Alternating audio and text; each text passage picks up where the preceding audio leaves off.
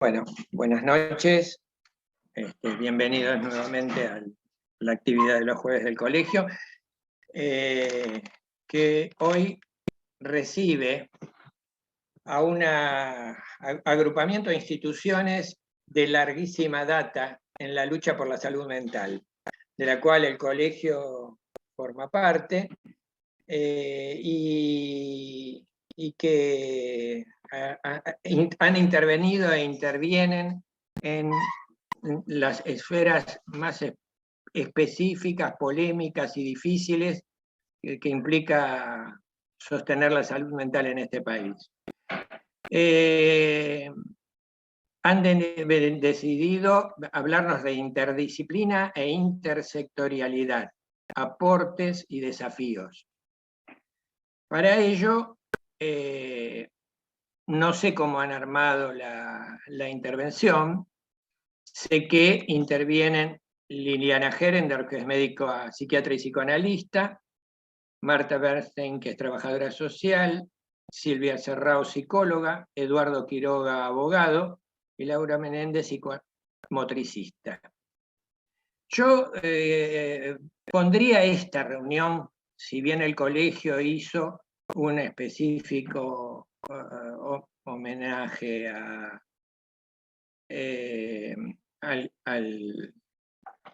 muy querido Vicente Gali, y la vez pasada Juan Carlos se refirió a esto. Creo que esta reunión en particular, ese homenaje tiene especial valor en la medida que en la historia del foro, en realidad en la historia de todas las luchas en la salud mental en la Argentina, pero en particular con el foro tiene una deuda enorme hacia la enorme generosidad y participación que Vicente ha tenido. Creo que en ese sentido me parece apropiado recordarlo. Y bueno, estoy considerando que van a hablar de interdisciplina, interdisciplínense, y deciden ustedes cómo empiezan a participar.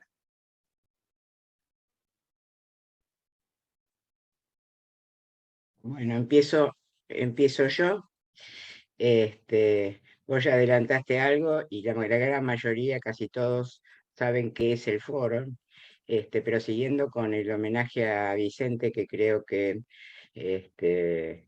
no lo habíamos pensado en un principio, se nos había escapado esta idea, pero que realmente Vicente fue uno de los fundadores del foro. De las agrupaciones que conformaron el foro en un principio, el colegio, representado en ese momento por Vicente, formó parte. Así que bueno, esto que voy a contar tiene que ver con la historia también de Vicente. Yo lo que quería es hacer nada más que una breve introducción para que mis compañeros después participen y se explayen en los temas específicos de cada uno. Contarles, para los que no conocen la historia del foro, que se creó en 1997 el foro. La idea de la creación del foro tuvo que ver con algunos artículos que había en la Constitución de 1996, en la Constitución también de la ciudad, en la Ley Básica de Salud, y que en realidad impulsaba la creación de un espacio. Se crearon muchos espacios, pero uno de ellos era para presentar un proyecto de ley de salud mental para la ciudad de Buenos Aires. Fue uno de los 30 proyectos, creo que fueron 30 más o menos, 27 o 30, que se presentaron, en donde trabajaron todas las organizaciones que en ese momento conformaron en un principio el foro. Trabajamos muchísimo en el articulado de la ley, y bueno, finalmente se promulgó en 1997, en abril de 1997. Bueno, la idea de este espacio, que es un espacio interinstitucional, acá hay instituciones, en un principio eran todas instituciones, sí, y psicoanalíticas y algunas otras psiquiátricas, y luego se fue se fue reformulando la Constitución. Les cuento un poquito cuál es el criterio general del trabajo en el foro. Este es un espacio interinstitucional de discusión y participación igualitaria que sostiene que la salud mental es una construcción social y un bien público. La importancia del abordaje interdisciplinario, respetando las diferencias y la multiplicidad de enfoques, experiencias y fundamentos teóricos de los profesionales que trabajan en el campo de la salud mental y derechos humanos. La metodología es una metodología democrática y participativa para establecer acuerdos como garantía de legitimidad en las propuestas. Promueve la igualdad de oportunidades en el acceso a los cargos de conducción dentro del foro. Promueve la pluralidad de perspectivas, por eso es interdisciplinario, la participación de la población en algunos temas específicos. Nosotros hemos trabajado y trabajamos en conjunto muchas veces en entrecruzamientos, incluso con usuarios, y promover la desmanicomialización progresiva y la resocialización. ¿Por qué la idea de presentar la temática de interdisciplina e intersectorialidad? Porque nos parecía que es un tema muchas veces hablado, muchas veces dicho. Interdisciplina es un término que da vuelta permanentemente, pero que es difícil de concebir, ¿no? Y difícil de llevar a la práctica. Y creo que en el foro, ahora estoy hablando en términos personales en esto, yo creo que lo vamos logrando y lo hemos logrado. Y vamos ampliando el espectro a otras disciplinas que nunca existieron dentro del foro. Una de ellas, por eso está Eduardo acá, una de ellas es el derecho, ¿no? Que forma parte de una de las instituciones que están adentro del foro actualmente, que es ASIG. Bueno, esto sería, yo no quiero robar tiempo, creo que somos muchos para explayarnos y vamos a tratar de trabajar entre todos y luego intercambiaremos con todos, con todas las dudas que queden. Bueno, creo que ahora sigue Marta, ¿no? Sí. Si no me equivoco. Sí, pero tengo bastante mala internet, porque me salí 2 veces. Bueno, buenas noches y muchas gracias. ¿Cómo? Buenas noches y gracias por la invitación. Cuando, como dijo Liliana, realmente interdisciplina, intersectorialidad, abundan las publicaciones y las conversaciones en relación al tema. Cuando pensé en este encuentro, se me ocurrió que podía ser un aporte, contarles qué es lo que nosotros como trabajadores sociales pensamos que podemos aportar en el ámbito de salud mental. Generalmente nuestros colegas, cuando me refiero a los colegas de mi disciplina, se quejan un poco o plantean que salimos de la facu sabiendo un poco de todo y nada en profundidad. Y de alguna manera un poco minimizan la experiencia de campo que realizamos en los 4 años de la formación, en instituciones, con personas, con grupos, con comunidades. Desde mi perspectiva, esta formación que va desde lo general a lo particular, que va desde la vida a los libros, es una de las fortalezas que tenemos. Y en ese sentido, creo que el aporte fundamental, no único, pero importante que hacemos en los equipos de trabajo, es aportar esta visión de contexto, que permite, digamos, como pensar en términos de los recursos que tienen las personas, las familias, las organizaciones, el contexto microsocial. Y en ese aporte, en ese pensamiento conjunto, elaborar entre todos e implementar estrategias terapéuticas. Edgar Morin suele decir que la interdisciplina nace de la indisciplina de la vida, de los sucesos que atraviesan las personas y que son muy difíciles de encasillar. Desde esta perspectiva aparecen múltiples intercambios entre colegas, entre instituciones, entre sectores. No obstante, sin minimizar la importancia de estos intercambios, desde mi perspectiva, el trabajo interdisciplinario requiere el armado de un equipo, es decir, de un equipo que pueda aprender a trabajar en equipo, justamente. Dentro de las características de la conformación de los equipos tratantes, y acá entramos en los desafíos, el desafío de pasar del nivel discursivo al nivel operativo, porque muchas veces por destacar las virtudes de la interdisciplina se pierde de vista las contradicciones y lo difícil que es el armado de estos equipos de trabajo.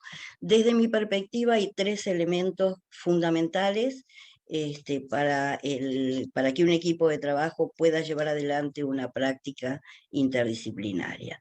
Tener algunas ideas en común, algunas ideas básicas comunes que permitan articular la diversidad de aportes profesionales y formaciones teóricas y armar estrategias de trabajo conjuntas que superen las visiones individuales para armar una estrategia común.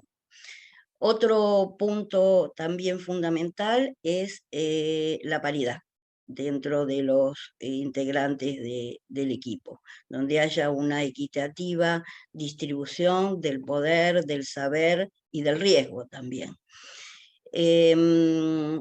La interdisciplina, desde mi perspectiva, no se decreta, es decir, se aprende, se elige, y verdaderamente no es fácil esta convivencia entre diferentes, porque cada uno de nosotros viene con una formación disciplinar desde la formación de grado.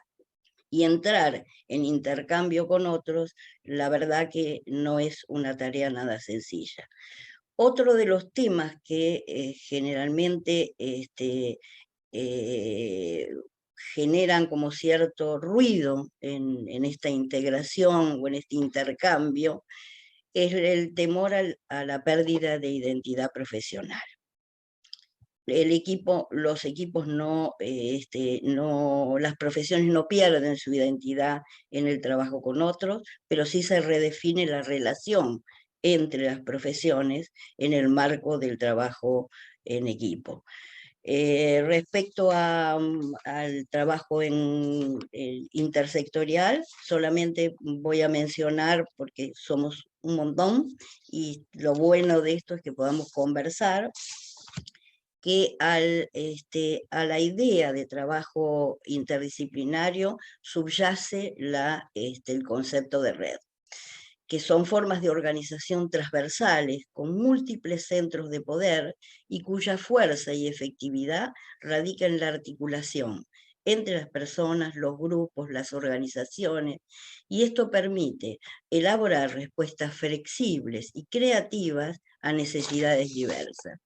Cuando el foco de interés está colocado en la población, en el destinatario de nuestra actividad profesional, el fortalecimiento de lazos entre profesionales, entre equipos, entre disciplinas, entre organizaciones y con la comunidad, se constituyen herramientas privilegiadas que permiten ampliar los márgenes en la resolución de problemas. Mario Rovere dice que la conexión no es entre sectores, no es entre cargos, que es esencialmente una cuestión vincular y que desafía el modo habitual de trabajo dominante que está focalizado en el individuo y trabajado desde la disciplina a los que cada uno pertenece. Bueno, esto por ahora. Ahora creo que sigue Silvia, donde ahí se plantea el otro desafío. Esto en un contexto organizacional donde de pronto las prácticas están sectorizadas, departamentalizadas, y bueno, te paso la palabra a vos. Bueno, gracias. Bueno, muchas gracias por la invitación. Bueno, yo quería referirme, como adelantó Marta, más o menos a una experiencia concreta donde yo estoy trabajando en un hospital. Por eso quería referirme y comentar algunas observaciones que realicé a través del tiempo en el abordaje de los pacientes que concurren a salud mental en un hospital público, ¿no?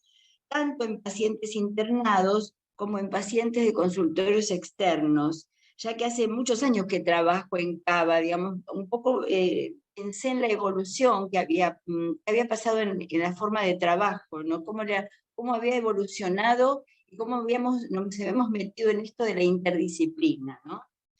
A partir del año 2010, de la Ley Nacional de Salud Mental, la interdisciplina toma una jerarquía constitucional. Los ingresos, egresos, informes, deben ser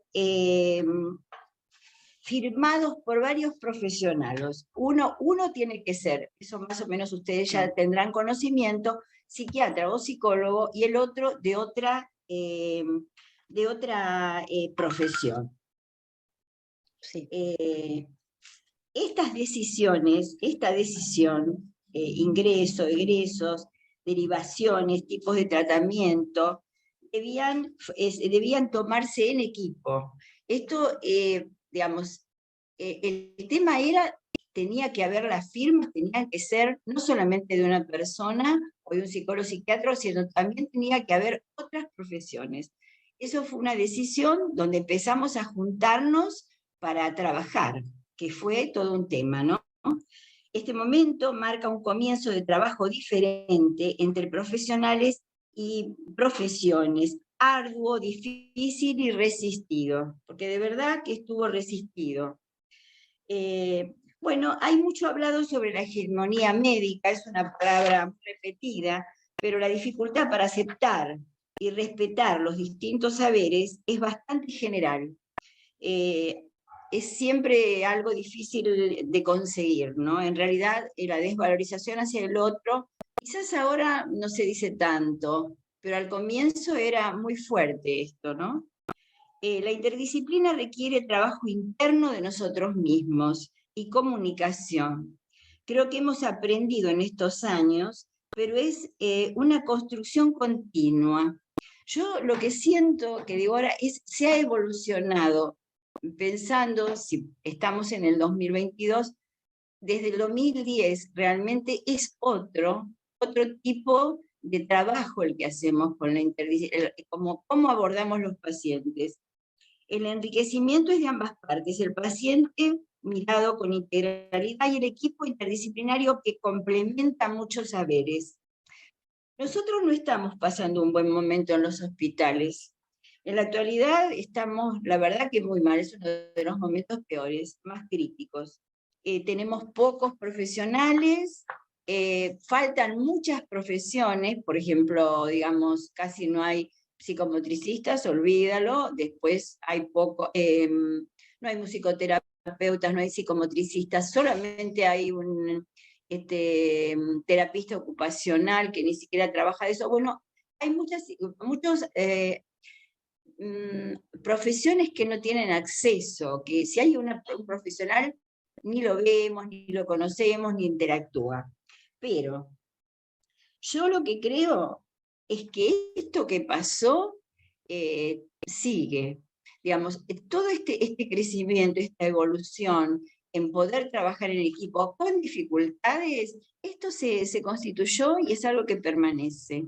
A pesar de todo lo que está pasando, ya es un imposible abordar un paciente solo, siempre tenemos como una mirada de conjunto. No digo que no haya problemas, pero sí está internalizado ese trabajo, que me parece muy bueno.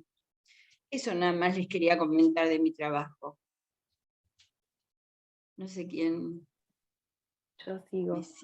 Bueno, buenas noches. Mi nombre es Laura, soy licenciada en psicomotricidad, formo parte del Foro de Instituciones de Salud Mental.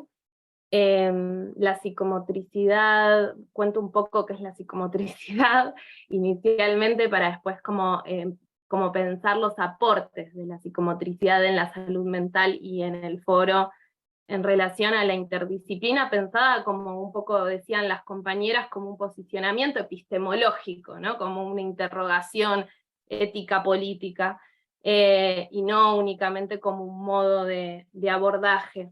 La psicomotricidad es una disciplina que tiene como objeto de estudio al cuerpo y sus manifestaciones, el tono, la postura, el gesto, y piensa el cuerpo en la construcción con el otro, ¿no? Como una construcción en y para la relación con el otro, y en este punto, digamos, piensa el cuerpo en interacción de los procesos digamos, de los procesos de constitución subjetiva con la motricidad, es decir, la función tónica, la función postural y la función motriz. Y el aporte particularmente que hace a la salud mental tiene que ver con pensar que en los procesos de salud y enfermedad siempre está en juego el cuerpo. Y que revisar, digamos, la salud mental entendida como una problemática de la salud integral, porque si bien la nombramos como salud mental, no estamos pensando la mente del cuerpo por separado, implica pensar también cómo los cuerpos han sido categorizados, clasificados, ordenados, y un poco este es el aporte que viene la psicomotricidad hacerle a la salud mental y un poco en el foro de instituciones. Nos interesaba traer la psicomotricidad, y después Eduardo va a hablar de la abogacía, porque son disciplinas que forman parte de las discusiones dentro del foro de la salud mental y que no están explicitadas en la ley. Entonces, digamos, nos interesa también como abrir el debate en relación a lo que planteaba Lilia al principio, de que hay un montón de disciplinas necesarias para abordar, para evaluar y abordar, como dice la ley en el artículo 5, en el artículo 8, interdisciplinariamente la salud mental, y que no están explicitadas en la ley, y que tampoco forman parte de los equipos de salud. Así que un poco la intención de hoy era contar chiquitito qué es la psicomotricidad, contar un poco el aporte que va haciendo a la salud mental, a la defensa de la salud mental, y también ubicar esto, ¿no? Como hay disciplinas que todavía estamos como invisibilizadas en la ley y que son necesarias para el sostenimiento de los procesos de salud. No sé, ahí Edu, si vos querés sumar algo. Bueno, hola a todos y a todas. Muchas gracias por la invitación. Como decía Liliana, yo integro la Asociación Civil por la Igualdad y la Justicia, especialmente el programa de derechos de las personas con discapacidad, y es desde ahí donde trabajamos salud mental, discapacidad psicosocial, promoviendo la plena implementación de la ley y la desmanicomialización, fundamentalmente. Y bueno, un poco creo que esto que mencionaba Laura tiene que ver con pensar la abogacía no necesariamente como una disciplina que integra necesariamente el abordaje interdisciplinario que plantea la ley en el capítulo 5, ¿no? referido a los tratamientos, pero sí que está mencionada en reiteradas oportunidades en la ley, creo, tomando en cuenta que la ley recoge un cambio de paradigma en materia de salud mental a nivel mundial y que tiene que ver con el enfoque de derechos en cuanto a la atención de la salud mental. En este sentido, lo ha promovido la OMS, la OPS, el Comité sobre los Derechos de las Personas con Discapacidad más recientemente, y que tiene que ver fundamentalmente con reivindicar un colectivo de personas que ha sido históricamente vulnerado en sus derechos en cuanto a la atención de la salud mental. Muchas de ellas todavía lo son, y a pesar de la ley, seguimos viendo personas que viven en hospitales psiquiátricos que están institucionalizadas. No me refiero a alguna internación específica, sino que viven en ellos porque no tienen oportunidades para la inclusión comunitaria, y que siguen siendo sometidas a diferentes formas de violencia, de maltrato, de segregación social, que en definitiva la ley busca reparar, pero que para lograrlo son necesarias políticas, ¿no?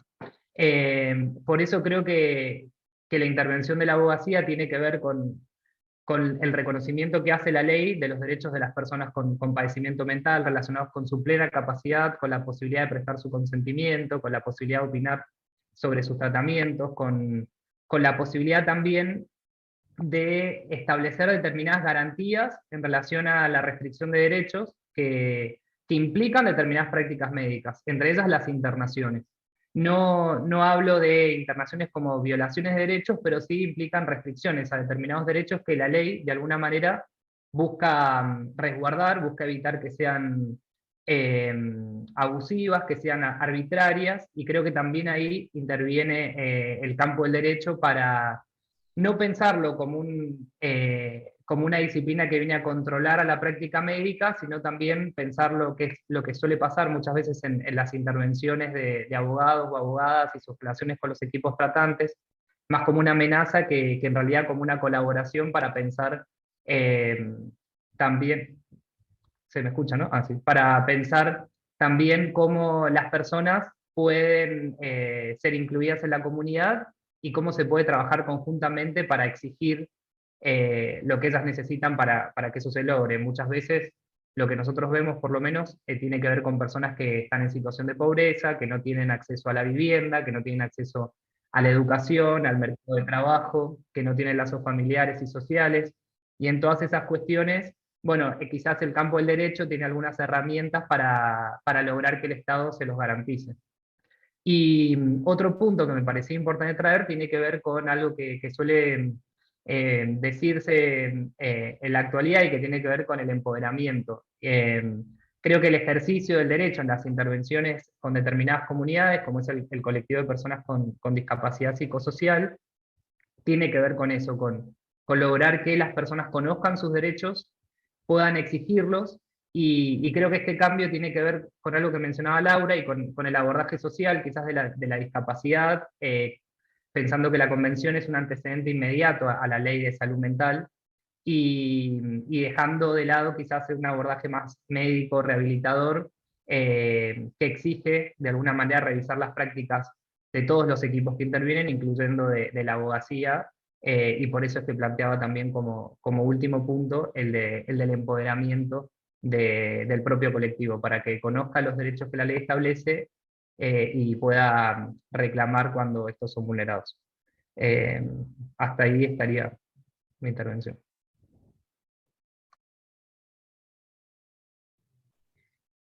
Eduardo, si podrías contar vos un poquito que fuiste parte del órgano de revisión, por ejemplo, en donde también se articula con todo esto que vos explicitabas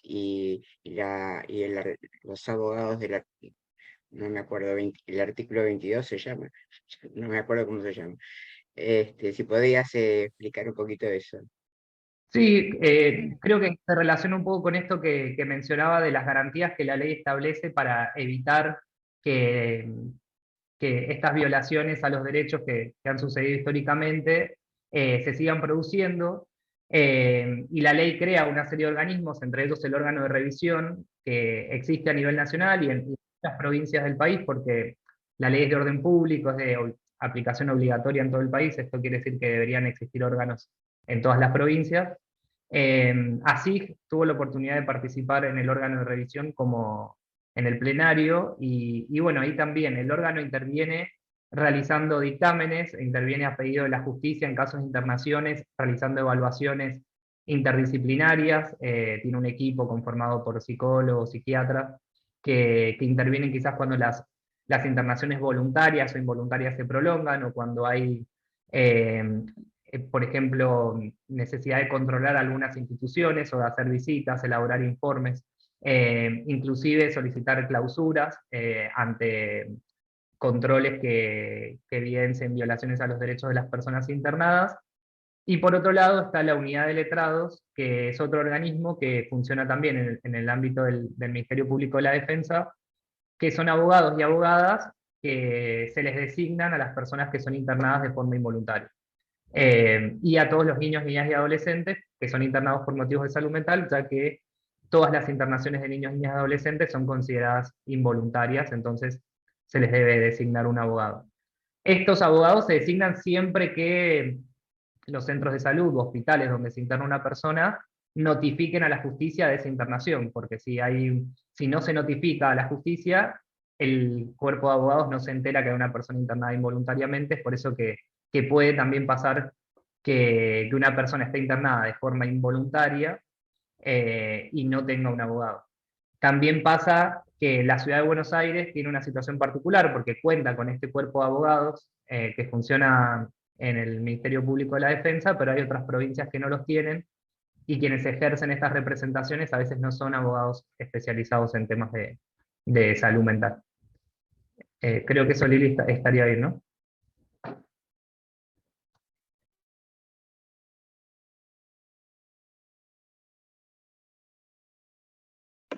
Una pregunta, Eduardo. ¿Puede una institución no informar de una internación a la justicia? Legalmente. No, poder puede todo en este mundo. Claro, legalmente no debe, porque está obligada toda institución a informar en un plazo determinado una internación involuntaria, pero si no lo hace, salvo que haya un control demasiado eficaz, que no hay recursos tampoco para llevarlos a cabo, puede que no esté informada. Y eso hace también que no haya estadísticas acerca de las internaciones involuntarias que se producen y no se informan, por ejemplo. En el caso de los niños, niñas y adolescentes, por ejemplo, la unidad de letrados, su coordinadora, que es Laura Polgar, el otro día nos comentaba en una conversación que tuvimos en el marco de una serie de actividades por el Día Mundial de la Salud Mental, que ellos hablan acerca de las internaciones que conocen, en las que intervienen, porque hay situaciones, en definitiva, en las que pueden no haber sido notificados y no haber intervenido.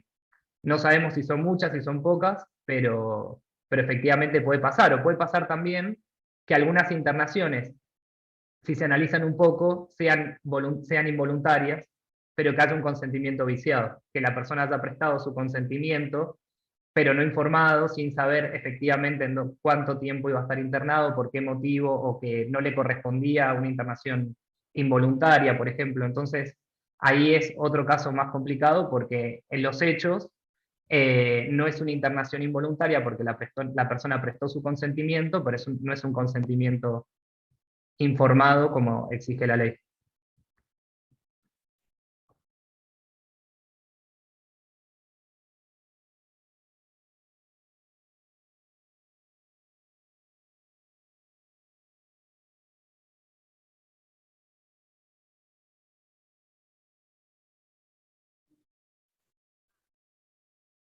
¿Puedo incluir una pregunta?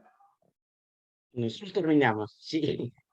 Bueno, no, tomando lo último que mencionaba Eduardo Quiroga, lo del consentimiento informado, que reclama la ley que se ejercite, ¿podés especificar o desplegar un poco a qué llaman consentimiento informado y por ahí dar algún ejemplo para que se haga del todo visible a qué se alude con esa categoría, digamos, de consentimiento? Sí, yo creo que en el campo de la salud mental no difiere a otras disciplinas de salud, ¿no? Y que tiene que ver con que la persona conozca los alcances de la intervención médica en ese caso, que sepa cuáles son las opciones para su tratamiento, que sea accesible. En general, lo que también observamos es que muchas veces la comunicación es más de la persona o del equipo con la familia, por ejemplo, y en realidad la persona es totalmente desconocida en cuanto a sus posibilidades de saber cuáles son las posibilidades de su tratamiento y de decidir sobre él. Inclusive lo que trae justamente la ley, la Convención sobre los Derechos de las Personas con Discapacidad, tiene que ver con esto, con no prescindir de la persona. Muchas veces vemos que se habla directamente al familiar, inclusive en una consulta médica, y no a la persona que tiene algún problema de salud mental. Entonces asegurar que la información que se le provee sea accesible, sea entendible sobre todo, ¿no? Que es un supuesto básico para prestar un consentimiento, tener la posibilidad de entender lo que se le está comunicando, a veces con el apoyo de otra persona, con algún formato determinado, y todo eso creo que reuniría los requisitos para hablar de un consentimiento informado y que la persona efectivamente pueda ejercer la decisión de someterse o no a un tratamiento. Lo mismo pasa no solo con las internaciones, sino también con por ejemplo, los tratamientos médicos o farmacológicos, que inclusive deberían también pensarse de esa manera, ¿no? Cualquier intervención creo que debería pensarse de esa manera.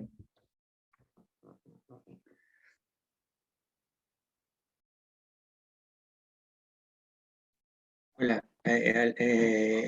está Alberto Marani y después Mariana Vikinski. Buenas noches. La presentación es bien interesante y se me ocurre que como tenemos una composición bastante heterogénea en cuanto a estas cuestiones de la ley de salud mental en el colegio, sería interesante que cuenten algunos casos concretos donde ustedes hayan tenido que intervenir con algunas características más o menos conflictivas que hayan obligado a intervenir como efectores o defensores o agentes, digamos, de cumplimiento o de facilitación de este cumplimiento de la ley de salud mental, porque me parece que así se va a ver un poquito mejor en acción desde los ángulos que a ustedes se les ocurran. Acá, evidentemente, es una multidisciplina la que desde las que ustedes concurren en esta práctica concreta, y me parece que una mirada desde distintos ángulos de sus propias especialidades en relación a al cumplimiento de la ley sería, como les digo, ilustrativo para el colegio, ¿no? Bueno, por ahí yo puedo hacer un acercamiento muy general. Después mis compañeros tomarán algunas de las cosas más particulares. Una de las cosas en donde nosotros estamos peleando desde muchísimos años atrás es el cumplimiento de la ley, por ejemplo. Y esto un poco lo que explicaba Silvia, que trabaja en un hospital público en donde la ley no se cumple. Este, eh, el tema de los hospitales monovalentes es uno de los temas que nos preocupan Perdón, mucho. Liliana, ¿por qué no cuentan de qué hospital público estamos hablando en el que trabaja Silvia Serrao? Estamos hablando de hospitales de la Ciudad de Buenos Aires. Bien, Hospital General de la Ciudad de Buenos Aires, más bien. allá del nombre del hospital. En general, una de las cosas que nosotros vemos permanentemente y una de las cosas que tratamos de intervenir en distintas instancias, hemos intervenido a nivel de nación, hemos intervenido a nivel de ciudad, hemos tenido entrevistas con legisladores, es decir, vamos trabajando en distintos espacios, es el cumplimiento de la ley fundamentalmente porque uno de los criterios de la ley y el criterio fundamental es que se tienen que ir de a poco desarmando los hospitales monovalentes y la asistencia tiene que ser en hospitales generales, que es parte de la salud mental. Cosa que es un criterio bastante conflictivo para determinados sectores, no para todos, pero para determinados sectores, y ese es uno de los temas que nos abocan permanentemente y que tienen que ver con, bueno, lo que está sucediendo hoy en las calles de la ciudad, lo vemos a nivel de residentes y concurrentes, es decir, estamos viendo cómo en realidad se va deteriorando y en salud mental se va deteriorando de la misma manera. Los presupuestos, y eso también Eduardo no es el que maneja mejor los números en ese sentido, pero una de las realidades es que el presupuesto en la Ciudad de Buenos Aires es mínimo para salud mental. No existe casi, es un 0,0, si no me equivoco, 0,018, una cosa así, ¿no? Entonces no hay, no hay infraestructuras, no hay, es decir, y prácticamente todo ese presupuesto es volcado a los hospitales monovalentes. Bueno, esa es una de las cosas en donde en general el foro estamos abocados, pero bueno, por ahí cada uno puede explicitar algo más. Sí, está Silvia Serrao. Sí, yo puedo decir, a ver, espera que me parece que tengo, no. Por ejemplo, digo algo concreto y específico. Nosotros no tenemos ningún espacio para que vengan las internaciones de salud mental. La ley dice que hay que internarlos y alojarlos en cualquier hospital general, lo cual está perfecto si tuviéramos un dispositivo donde ponerlos. Nosotros tenemos un chiquito, por ejemplo, un adolescente en un estado crítico, con la pulsión, lo internamos en pediatría, con la posibilidad de que se tire, por supuesto pusimos las rejas, porque no había más remedio, al lado de un chico que se opera de apéndice, está terminando, no tenemos espacio, hemos hecho reclamo, eso es lo básico, hay muchísimas cosas que te podría decir o que les podría explicar, largas, pero eso es, digamos, hacemos todo el esfuerzo. La verdad que en este momento se está haciendo, en otros momentos no se hizo el esfuerzo, se trataba de sacar del hospital, en este momento se hace todo el esfuerzo para atender al psicótico, al que venga, pero no es rebotado, no, los médicos no tienen lugar, hay exceso de pacientes y están en una cama donde no corresponde. Eso te digo, una imposibilidad, hay muchas otras, pero esa genera muchísima problemática, muchísima, porque se fastidia la guardia no puede tener un paciente 3 días, lo pasa a la sala, en la sala está repleta, no hay donde ponerlo, hay peligro de que se tire por la ventana porque no es un hospital que tenga las rejas adecuadas. Bueno, puedo seguir, porque claro, no está adecuado, tiene que haber un espacio, aunque sea un espacio, ponerle de 4, 5, 6 camas, es un espacio para enfermos de estas características, y no hay, en ningún lado, no en el hospital donde yo trabajo nada más, en ningún hospital. Eso nada más les digo como un aspecto, ¿no? O sea que sería no solamente tratar de hacer que se cumpla la ley, organizando los distintos dispositivos para que la ley pueda cumplirse, sino además en contra de una cantidad de factores, incluyendo las propias salas, y ni qué hablar del gobierno de la ciudad y el presupuesto y el secretario de Salud Mental y todo lo demás, para poder cumplir la ley. Sí. Sí. Sí, somos una Marta. cosa, sí, Mariano tenía una, pero es solo para la consulta de Alberto.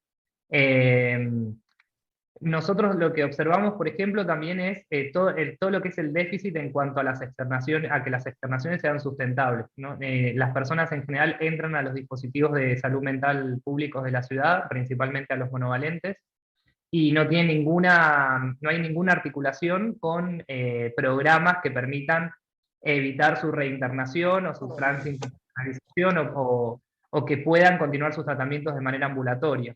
Un poco lo que mencionaba Liliana tiene que ver con el programa de externación asistida, que es el PREASIS, que existe en la Ciudad de Buenos Aires desde el año 2010, y desde el 2019 hasta ahora su presupuesto se redujo más de un 97%, es decir, no, se perdió prácticamente Desapareció. prácticamente 97%.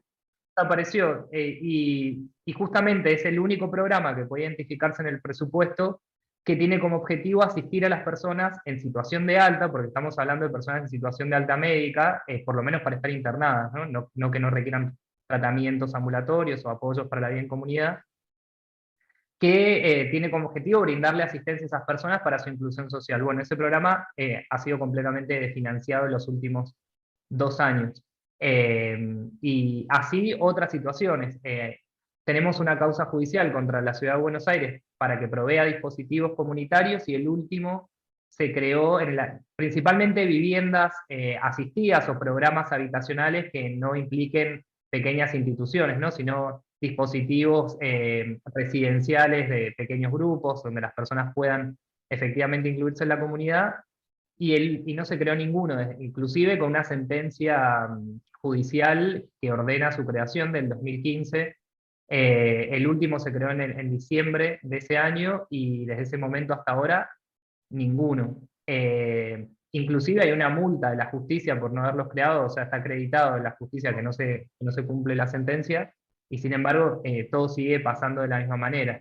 Los informes de la unidad de letrados, por ejemplo, de niños, niñas y adolescentes, indican esto, que hay muchos niños, niñas y adolescentes que llegan a hospitales generales y que están en la guardia hasta que son derivados al monovalente, y que están en la guardia con lo que eso implica, sin tener un equipo médico permanente, sino que los cambian, algunos en pasillos, que nosotros tuvimos una situación en un caso de una chica que llegó a un hospital de la Ciudad de Buenos Aires público, que estuvo en la guardia, que tenía una recomendación de internación, pero que la iban a trasladar a la chica a un dispositivo en Lanús, donde la madre no quería que fuera internada, que era como un convenio con la obra social. Y bueno, la madre decide no aceptar ese tratamiento, o por lo menos ese dispositivo, no necesariamente el tratamiento, y bueno, se inicia un protocolo en el hospital, y estuvo un día entero en el hospital Álvarez esperando atención, porque necesitaba acreditar ante la justicia que su hija no se encontraba en situación de riesgo cierto inminente, porque tenía la custodia policial en la puerta de su casa, una niña en una situación de salud mental, ¿no? Tenía custodia policial que la estaba persiguiendo para llevarla a un hospital. Ese es el abordaje que se había activado. Y estuvo todo un día en el hospital, todo un sábado acompañada por nosotros en el hospital, donde no le evaluaron, y terminó a las 12 de la noche en el Hospital Tobar García logrando una evaluación para una persona que había estado así una semana con riesgo cierto inminente. Entonces, esos son los casos que nos llegan y que de alguna manera muestran, por lo menos para nosotros, cuál es el estado de situación de la atención en la Ciudad de Buenos Aires. Sí. Está Mariana, pero Marta Bernstein le había levantado la mano. Sí, yo quería comentar lo siguiente. Nosotros el año pasado se logró poner en funcionamiento el Consejo General, que es una figura que establece la ley, que es un consejo asesor que tiene que reunirse 6 veces al año. Y Liliana lo sabe, digamos, las autoridades de la ciudad no apoyan la ley, no están de acuerdo, y explícitamente lo dicen. Es más, en el COFESAMA, donde todas las provincias han adherido, la Ciudad de Buenos Aires no adhirió. A ver, ¿qué creo yo? Yo creo que es muy importante la sanción de estas leyes y todo lo que se va construyendo con mucha dificultad, porque cambia absolutamente el paradigma sobre el que se asentaba el abordaje en salud mental. Pero bueno, se necesita presupuesto y voluntad política. Sin esos 2 ejes fundamentales, es muy difícil poner en práctica los contenidos que la verdad logramos peleando a lo largo de años, y que creo que son igual. Yo lo escuchaba a Eduardo, que hablaba de la unidad de letrados, Liliana que mencionó el órgano de revisión. Bueno, todas estas figuras, pensemos que hace 10, 15 años el Moyano era de puertas cerradas, no se podía entrar. Es decir, y digamos, el paciente social, como se denominaba, que ya no se sabía si era por padecimiento mental o porque no tenía dónde ir, quedaba ahí internado de por vida, y hoy, mal o bien, digamos, algo con estas nuevas legislaciones, peleando, pero algo se puede hacer, ¿no? Y creo que esto es importante, digamos, también destacarlo. Es decir, bueno, eso. Mariana. No, quería decir una última cosita.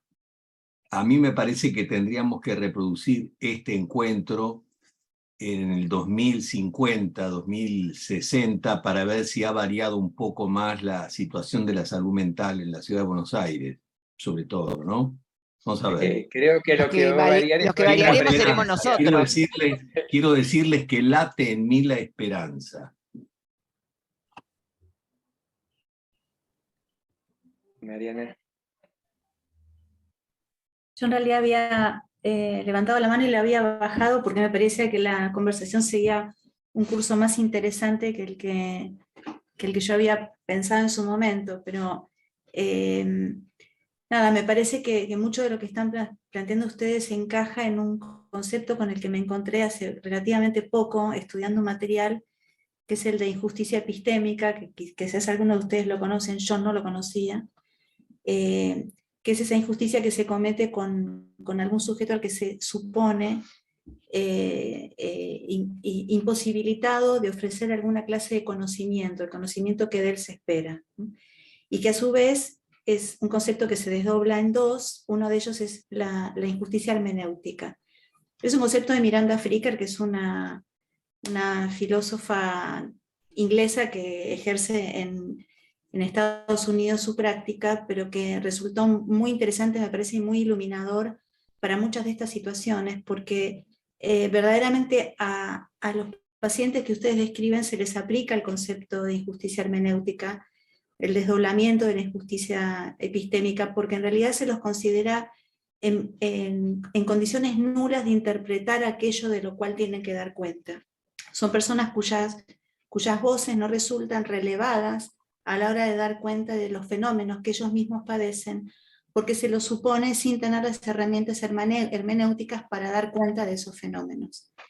Entonces me parece que esta proliferación de órganos y de profesionales y de interdisciplina se genera en realidad como un esfuerzo de sustituir de alguna manera ese silenciamiento de estas voces y poder operar como puentes con un sistema de salud o un sistema jurídico que debería ofrecer protección también, digamos, ¿no? Frente a estas situaciones de vulnerabilidad, pero que tiene un punto de partida, y es que se considera que estas personas no pueden hablar por sí mismas, o que si lo hicieran, su palabra debería ser puesta en duda. Y como contaba Eduardo, entonces el interlocutor del médico no es el paciente, es alguien a quien se supone, como dice alguien en el chat acá, normal, ¿no? Bueno, eso.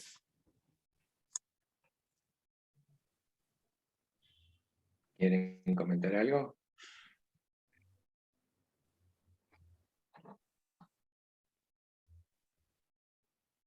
Si no, les paso a leer, porque hay un par de preguntas en el chat. Una de Mirta Seltzer: ¿en qué estado está la desmanicomialización en la provincia de Buenos Aires? Si Otra. quieren... Dale. Sí, porque es específica, así que... Antes aviso que Laura, nuestra compañera psicomotricista, está en San Luis, es alguna tormenta y está sin internet. No sé si se podrá conectar, pero avisó por el chat por las dudas. Bueno, en la provincia de Buenos Aires, en principio tiene una situación muy similar a la ciudad en cuanto a instituciones monovalentes con muchas personas internadas, inclusive más, como el Hospital Esteves, Cabret, pero desde hace un par de años hay un programa específico para transformar los hospitales monovalentes que se llama Buenos Aires Libre de Manicomios, y que justamente está promoviendo la desmanicomialización. Hay que ver, obviamente, acá un par de años, efectivamente, cuáles fueron los resultados, pero que si entran a la página del Ministerio de Salud de la provincia de Buenos Aires y buscan el programa, hay algunos informes que ya muestran un descenso en la cantidad de personas que están internadas o que estaban internadas en estas instituciones, se cerraron los servicios de internación crónico, nadie más ingresa a ese tipo de servicios en estos hospitales monovalentes, se están creando viviendas asistidas para las personas, para que sean externadas. Es decir, hay alguna, por lo menos políticamente, hay una defensa explícita de la ley de salud mental, un programa que responde a los lineamientos de la ley, y que no es lo que vemos en la ciudad, que a pesar también de tener 4 monovalentes, no tiene un plan de adecuación de estas instituciones y externación específicamente. En la página van a encontrar los informes por si quisieran alguna información específica.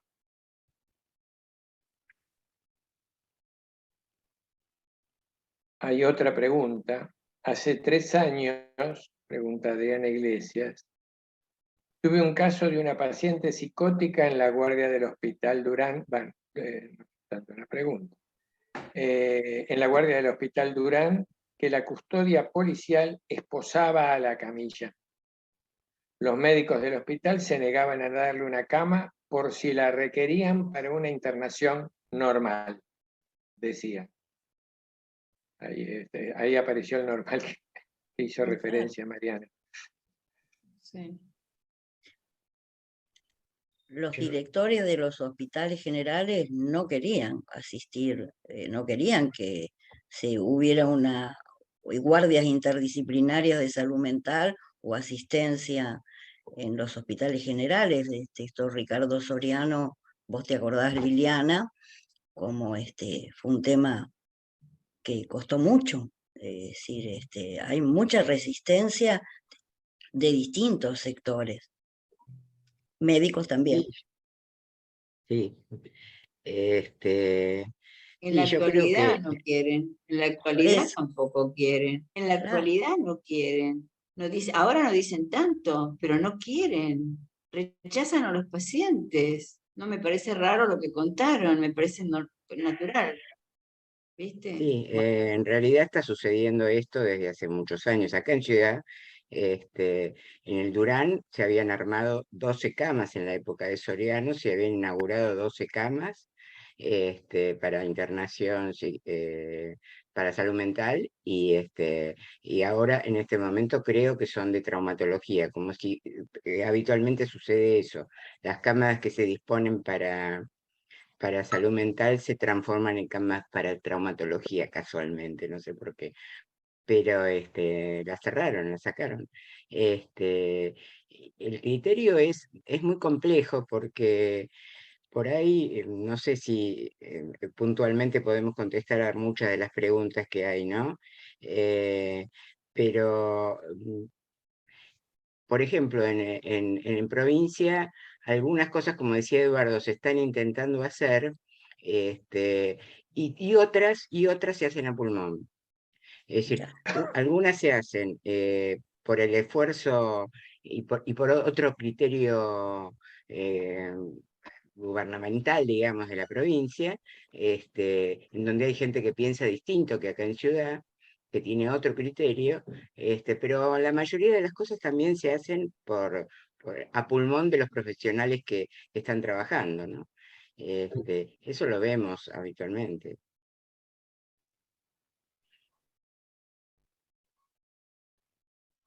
Silvia, vos... No, ya había dicho, Liliana dijo lo que yo quería decir, así que ya está, no voy a... Coincidimos. Liliana, estabas cuando yo le pasé la palabra a Silvia, estabas diciendo algo, te interrumpí. No, ya está. No. Eso no. Silvia Reboredo dice, han presentado un video llamado El porvenir de una vida en común que muestra el trabajo de desmanualización en la provincia de Buenos Aires, muy interesante. Sí. Roberto de Dosorets dice, en Uruguay hay un desconocimiento de la salud mental por parte de la población, al punto de llegar a golpear al paciente descompensado en medios de transporte.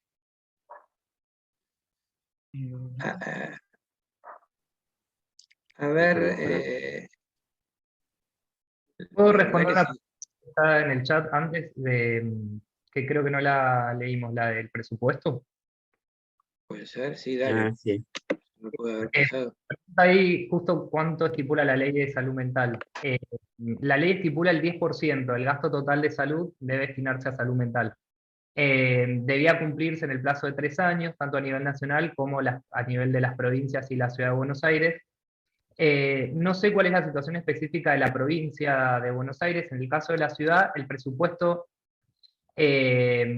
alcanza más o menos el 7%, es decir, no está tan lejano al 10%, el problema es su forma de distribución.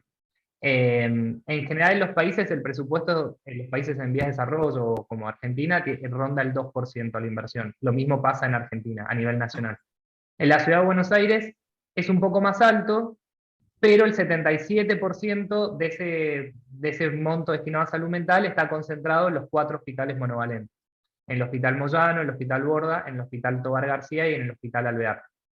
Que es un poco lo que demuestra que en realidad no es la totalidad de los recursos, o no solo el porcentaje del 10%, sino la forma en que este se distribuye, porque se sigue distribuyendo de acuerdo a una lógica manicomial y no a redistribuir a la atención comunitaria o a fortalecer, como decía Silvia, los servicios de atención en salud mental en los hospitales generales. Ahí no hay inversión en salud mental, o en los centros de atención primaria. En general, en la ciudad creo que está el Rosario y el Ameguino, específicos de salud mental, pero después los centros de salud general tienen quizás un psicólogo y que no hay turnos nunca, pero no hay equipos permanentes que brinden una atención, o servicios de guardia, por ejemplo, de atención domiciliaria. Todas esas situaciones que deberían fortalecerse para cumplir la ley, no existe inversión en eso y sigue concentrado en los monovalentes.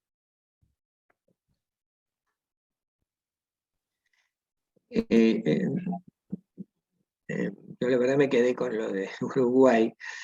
Y ahí quería hacer un comentario y plantearles un interrogante al mismo tiempo.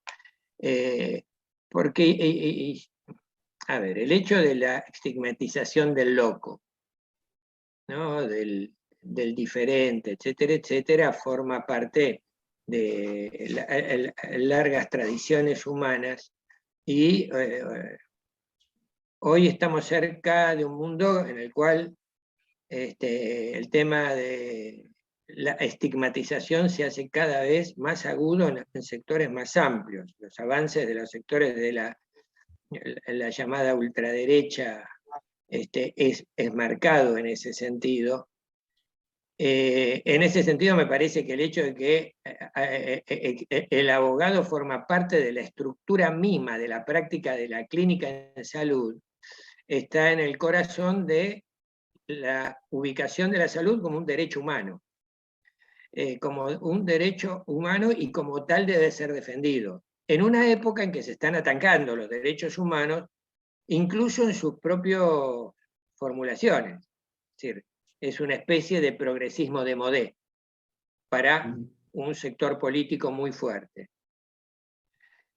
En ese sentido, mi preocupación y pregunta es, ¿en qué medida se hace carne? Y se ha podido ir haciendo carne la ley, yo no podría decir en la población, porque ya eso implica un tipo de estudio de una vastedad que supera. Pero en los distintos sectores en los cuales ustedes pertenecen como disciplinas, ¿en qué medida la ley se transforma en algo que es propio? ¿En qué medida incluso en los propios hospitales la discusión sobre la ley es una discusión que es tomada por los agentes?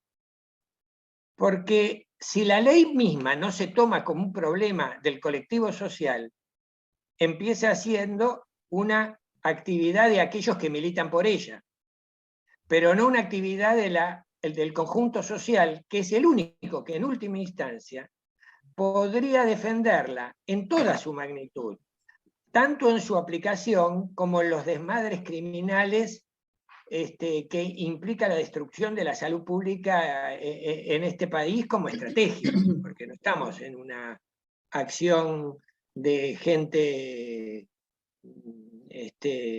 que comete errores ni excesos.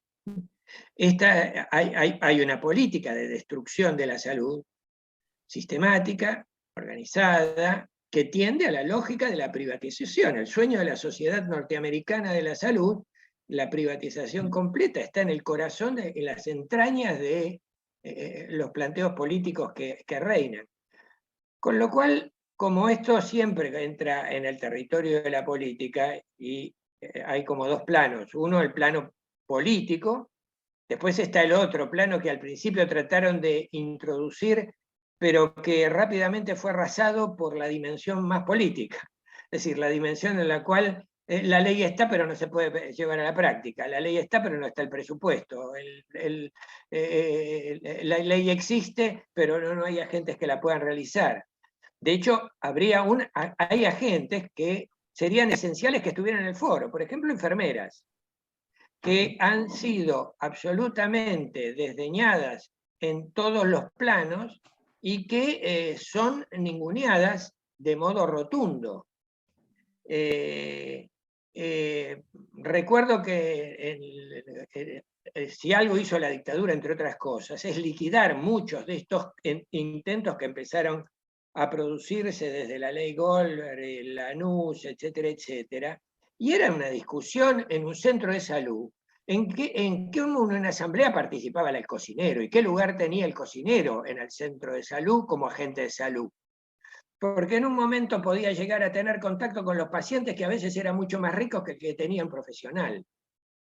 Con lo cual este plano de en qué medida la ley se transforma en un problema colectivo, y en ese sentido el rescate de los derechos humanos vuelve a ponerse en el tapete, no como una especie de reivindicación repetida, y por momentos que puede sonar hasta por repetida empezar a perder sentido, sin darle la verdadera dimensión que tienen las condiciones actuales. Porque que los profesionales, después tenés secuelas hacia adentro.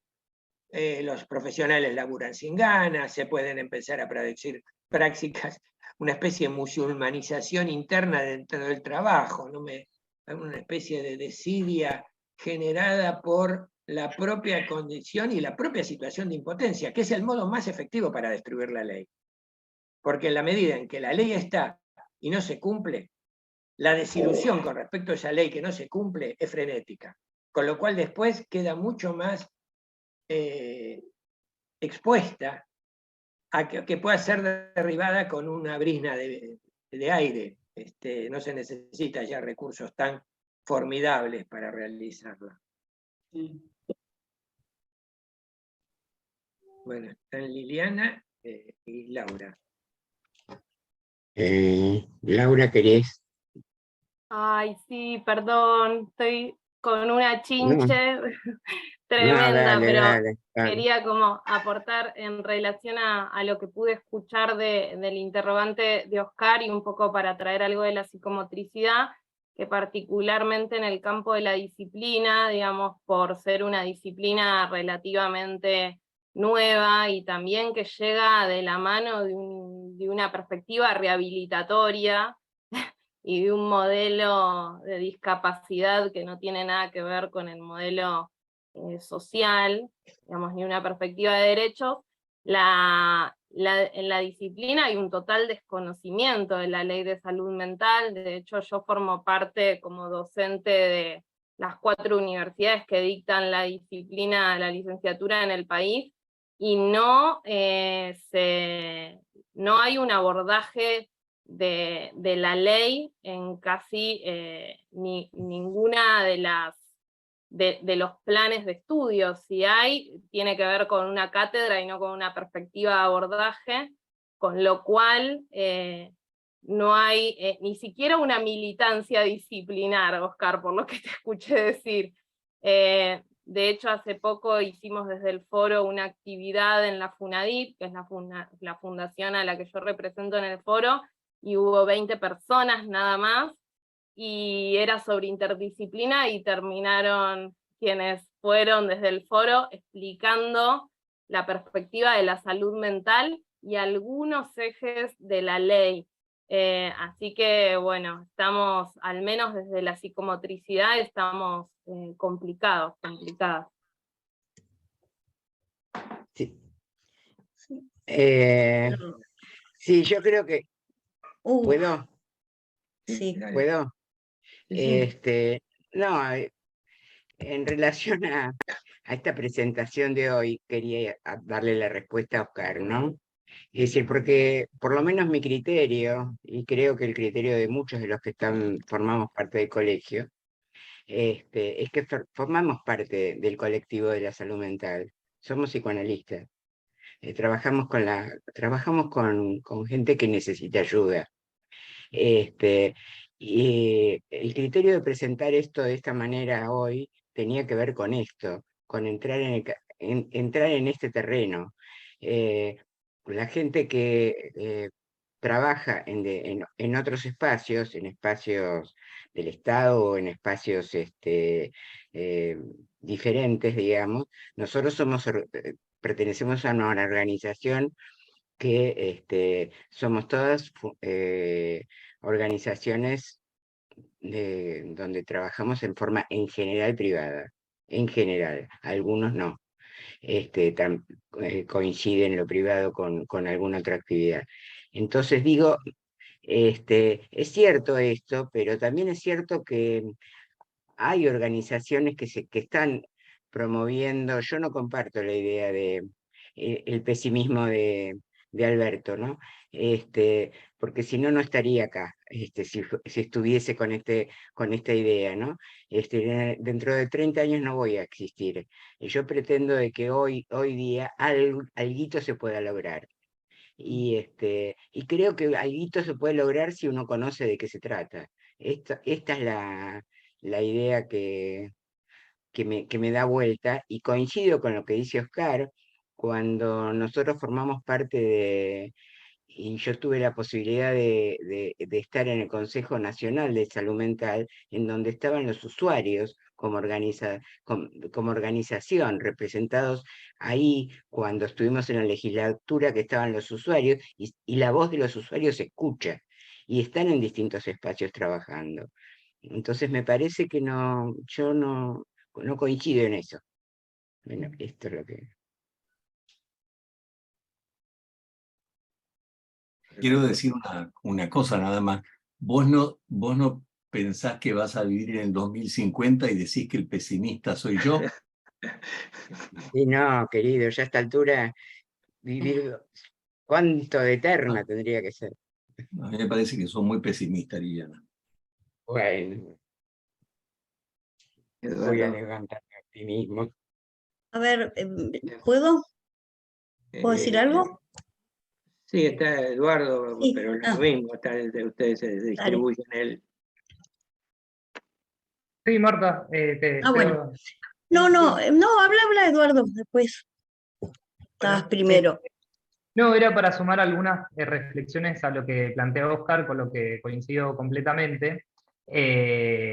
Como el estigma sin duda como una barrera a la implementación de la ley puntualmente, a legitimar el sistema de atención que la ley viene justamente a intentar cambiar, y que es muy difícil revertir porque todavía las representaciones sociales tienen que ver con esto y con la peligrosidad, con la violencia, entonces se promueve la segregación y el abordaje mediático sobre los temas referidos a la salud mental sigue esta misma línea, ¿no? Lo que vemos cuando se habla de la ley de salud mental en los medios de comunicación tiene que ver ante hechos espectaculares o de trascendencia, con intervención de las fuerzas policiales o cuestiones delictivas, o no hay un abordaje humanizado en ese sentido, sino los casos que conocemos, como el de Chano o el de Felipe Pettinato, por ejemplo, tienen que ver con esto. No pensar cómo se abordó esa persona, cuál fue el acceso a una atención de calidad, teniendo recursos inclusive, porque,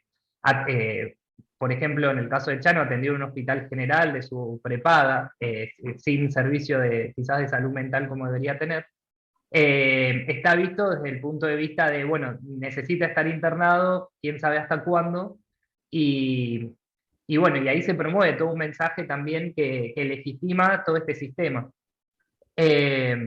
que no quiere decir que en casos particulares no sea necesaria la internación, pero el abordaje de los medios es que la ley no permite esa internación. En realidad la ley la permite, inclusive Chano estuvo varias veces internado. Pero lo segundo que quería decir es que la ley, cuando se va a convertir para mí en una demanda colectiva, es cuando deje de ser noticia por estos casos y pase a ser noticia porque el sistema que propone es el que mejor respuestas va a dar a la población en general para la atención de la salud mental. Y esto es algo que los organismos como la OMS vienen diciendo y alertando a los estados, ¿no? Como pasa con el ambiente de alguna manera, si no se garantiza una atención adecuada va a ser catastrófica la situación de la salud mental de la población, sobre todo en ciudades que estamos viviendo, que desconocen todos los determinantes de la salud mental y que no son ciudades que la promuevan justamente. No hay acciones de prevención, de promoción de la salud mental. Entonces, para mí, la ley va a transformarse en una demanda colectiva cuando las personas sepan o la defiendan porque la vean como un resguardo también para su propia salud mental. Y creo que no es lo que todavía pasa.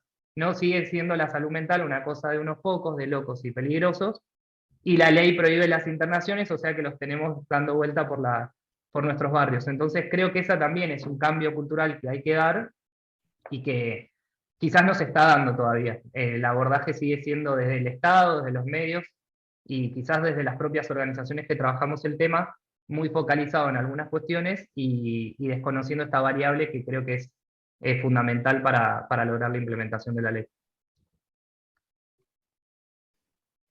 Silvia. Yo lo que quería justamente también coincidir con Oscar, todo lo que dijo me parece completamente válido. Yo lo que sí, no sé si, porque en realidad me pareció rescatable, esto que yo hablé, que es la interdisciplina, justamente creo que es algo que de alguna manera se modificó la forma de trabajo. Esto fue por la ley.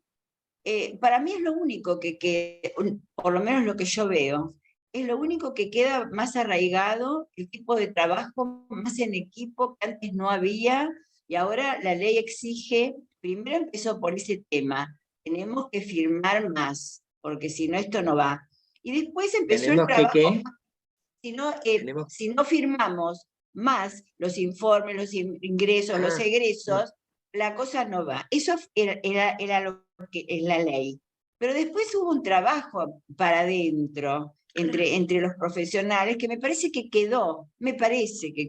Yo creo que se trabaja mucho en eso, en abrirnos a las otras profesiones. Bueno, algunas no están incorporadas, como los compañeros decían, todavía no hay personal, tenemos miles de problemas, pero eso, que es el trabajo en equipo, se sigue haciendo. Por lo menos en mi hospital se sigue haciendo. Nada más que eso quería decir. La verdad que la mirada es como terrible, ¿no? Cuando uno lo piensa, pero eso está, por lo menos. Nada más. Sí, yo quería decir algo. Por supuesto coincido con la caracterización del momento social que estamos viviendo, que en algunos aspectos es mucho más regresivo que años atrás, ¿no? Que muchos años atrás. Ahora, la cosa se puede ver desde las dos versiones. Cuando vos hablabas de la experiencia de Goldenberg, que realmente una experiencia fue barrida y hubo una retracción de toda la asistencia como forma de sobrevivencia en lo privado, no se trabajaba grupalmente y demás. Pero es como en algún momento Robert le ponía una metáfora, que cuando hay un incendio, a veces las raíces quedan prendidas, se apagan y reaparecen en otro lugar. Y en ese sentido, a mí esto me da como esperanza en cuanto a que por más que sea tan inhóspita la realidad actual, también es cierto que es difícil parar absolutamente los procesos transformadores. Y yo creo que la ley no en sí, sino todo el movimiento que se generó para la elaboración de los contenidos, la sanción, la reglamentación, los consejos, que bueno, el de ciudad no está, pero el Consejo Nacional sigue, que todo esto, de alguna manera, sí, nos plantea el desafío de decir, bueno, esta es la realidad, hacemos un diagnóstico, ¿y con esto qué hacemos? ¿Cómo ponemos pila? ¿Dónde ponemos la mirada? ¿En el déficit? ¿O lo ponemos en las fuerzas que tenemos que generar para lograr los objetivos que nos proponemos? A mí me gusta pensarlo desde esa perspectiva. Yo ahí quería comentar algo, porque yo creo que no se puede separar las dos cosas.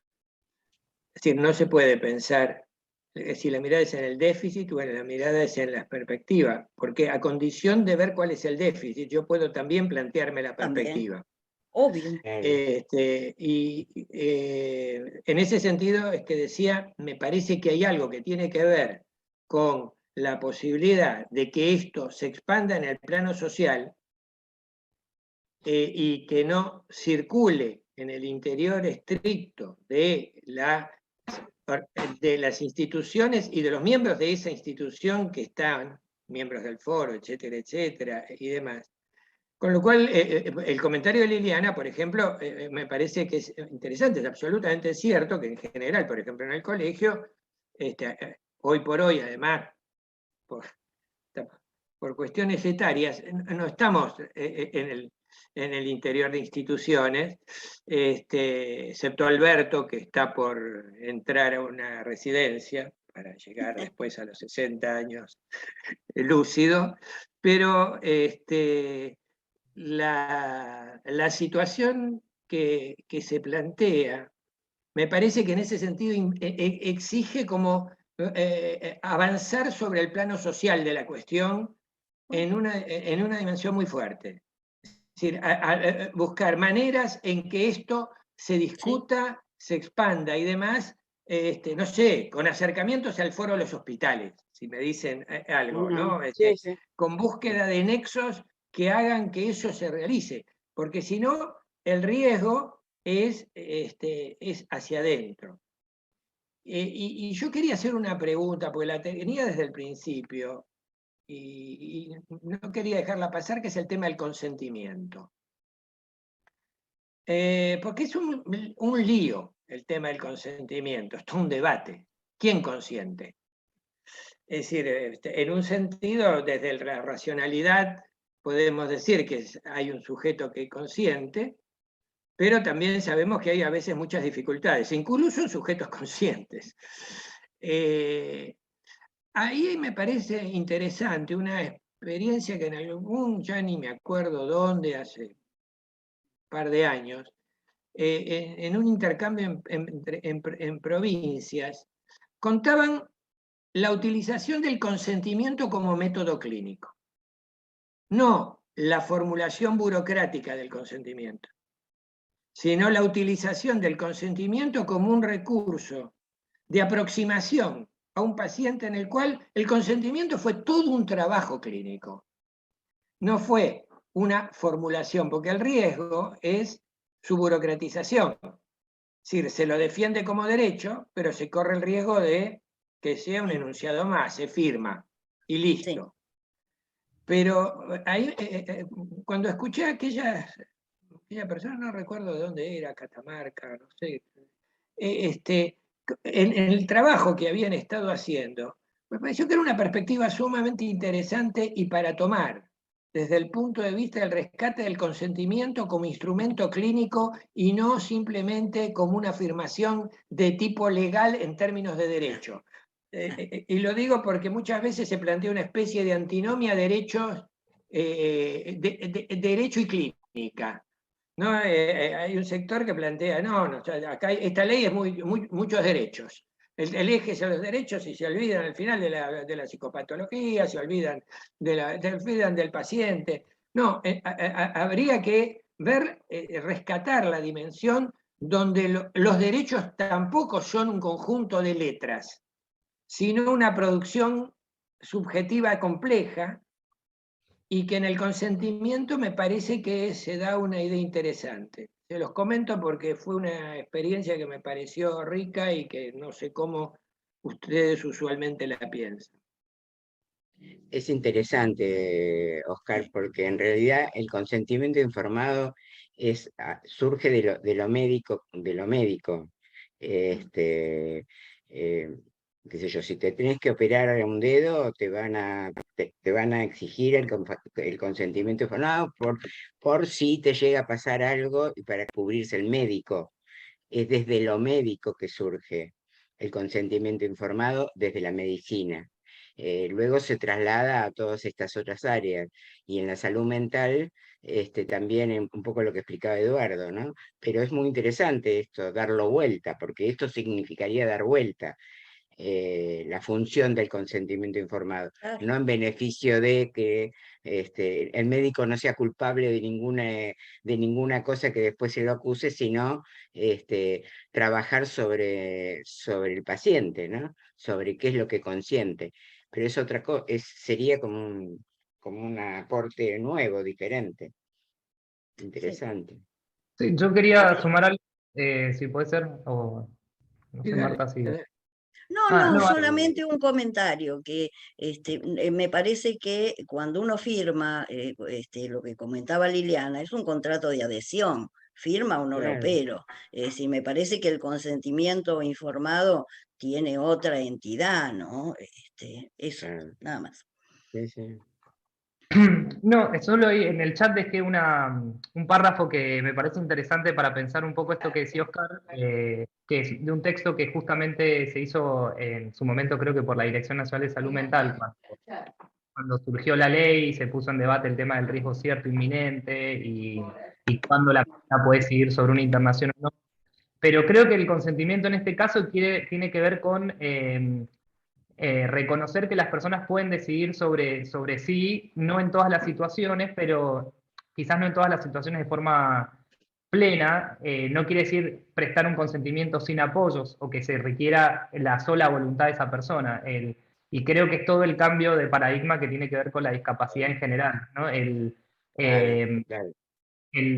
Las personas pueden necesitar apoyos para interpretar lo que se les está diciendo, pueden necesitar apoyos para prestar su consentimiento, pero eso no quiere decir desconocer completamente la posibilidad de que muchas de ellas puedan decidir sobre el tratamiento. E inclusive a mí me ha pasado encontrarme con personas que me manifiestan cosas que tienen que ver con los efectos de la medicación que toman, por ejemplo, que los equipos médicos completamente los ignoran, y ellos identifican en su cuerpo el efecto de la medicación, y plantean esto a los profesionales, y bueno, no se piensa, no se toma ese testimonio. Creo que todo se diagnostica cuando uno tiene, por lo menos los casos más extremos, ¿no? Con los que yo he visto, la sola etiqueta o el diagnóstico en el campo de la salud mental es sinónimo de imposibilidad para un montón de cosas. Y esto ha sido que muchas personas sean restringidas en su capacidad jurídica, con una mirada también mucho más fiscalizadora que otras personas, desde la administración de los bienes, desde la patologización de cualquier comportamiento sexual, de la posibilidad de ser madres o padres. O sea, el consentimiento en el caso de las personas con discapacidad o de las posibilidades de decidir sobre sus deseos y su vida, por lo menos lo que vemos, sobre todo las personas que están encerradas en manicomios, tiene que ver con esto, con una vida completamente ajena de posibilidades de decidir sobre cualquier cosa, sobre a qué hora levantarse, a qué hora dormir, qué comer, cuándo salir, con quién relacionarse, cómo manejar una pensión por discapacidad, que son 17.000 pesos, o sea, hasta un monto que es totalmente insignificante en algún sentido, está atravesado por la idea de que no pueden decidir sobre cómo gastarlo, ¿no? Y quizás cualquiera de esta sala o muchos de nosotros, si fuésemos analizados en relación con nuestros gastos, con la misma mirada que son analizadas las personas con discapacidad, también deberíamos tener una restricción de la capacidad, si fuera por eso. Digamos, todo está atravesado en este sentido, con que se prescinde la posibilidad del consentimiento. Y creo que en el campo de la salud pasa lo mismo. me parece que es diferente a lo que mencionaba justamente con una operación, por ejemplo. Pasa lo mismo porque la familia cree que es lo mejor, porque el equipo cree que es lo mejor, y así con un montón de situaciones, ¿no? La imposibilidad de trabajar, de incluirse al mercado laboral, está todo atravesado, me parece, por la misma mirada protectora, tutelar, que es lo que la ley de alguna manera viene a modificar. Y la posibilidad también de decidir y equivocarse, que la tenemos todos y las personas con discapacidad en general no la tienen, de tomar decisiones sobre la vida de uno y tomar malas decisiones. Siempre con el límite, obviamente, del riesgo para las otras personas y para sí mismo, que la ley lo contempla, ¿no? Pero que si fuera solo en ese caso, creo que la realidad sería distinta. Bueno, no sé si quieren decir algo más, son las 22:05, ¿no? Estamos 5 minutos pasados de la hora. Si Bueno. quieren ustedes hacer un último comentario, y si no, nos desmutamos y aplaudimos. Yo me llevo la idea de que verdaderamente sería bueno que hubiera enfermeros dentro del foro. Sí, eso ya lo intentamos muchas veces, Marta. Bueno, pero Pues nos podemos resultó seguir difícil, pero intentándolo. vamos a seguir intentando.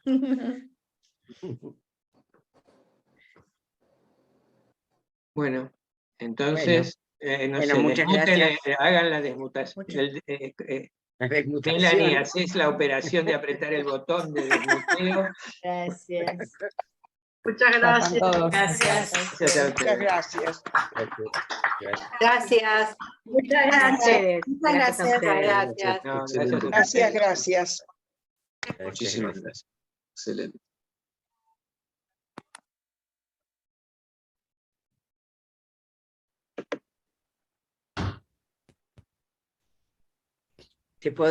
¿Me podrás mandar el chat? Sí, te lo mando ya, Liliana. ¿Mm? Bueno, bueno, Te lo dale. manda. Te lo mando. Ah, bueno, dale, así tenemos lo tenemos. Ay, Dale. excelente, Gracias, Amanda. Liliana, Marta. Muy bueno. Gracias, Lili. Gracias. Muchas Gracias, gracias. gracias. Espléndido. Muy bueno. Muy bueno. Muy rico, muy rico. Aprendimos un montón. Sí, y nos Yo angustiamos creo mucho. que deberíamos participar más los del colegio. Yo en un momento iba a decir, a ver qué piensan los demás. No como si fuera unos y preguntar. Era más abrir una discusión entre todos, porque todos somos parte. Pero bueno. Si no era Así como es. le pregunto al presentador, si la ley es de todos. Es para discutirlo. Sí, Bueno, igual estuvo re bueno. estuvo re bueno. Muy bueno, muy interesante. Ya lo envié, Lili. Angustiante. Bueno, gracias. Angustiante también. No, justo Ahora en esa Bueno, pero me pongo contenta porque puedo vivir 30, 40 años más. Así Bárbaro, que te vamos a acompañar, te vamos a yo firmo para estar en sí, por favor, por favor. ¿no? En el 2050 evaluando el tema. No, Total. lo interesante que decía Oscar, me parece a mí que lo es, pero ¿qué sucede en el interín si le pasa algo al paciente o el paciente se niega a ese trabajo de No. Si hay búsqueda? riesgo para él, la ley lo prevé. No. Justamente, mira, hoy no sé en qué canal, porque estaban así como desesperados, porque aparentemente hay un psicótico en un edificio que golpea a todo el mundo en el barrio de San Nicolás, y que no, dicen que de vuelta, ¿no? Con la ley y el juez no hacen nada con esto y esto y esto. O sea que es permanente. No es así.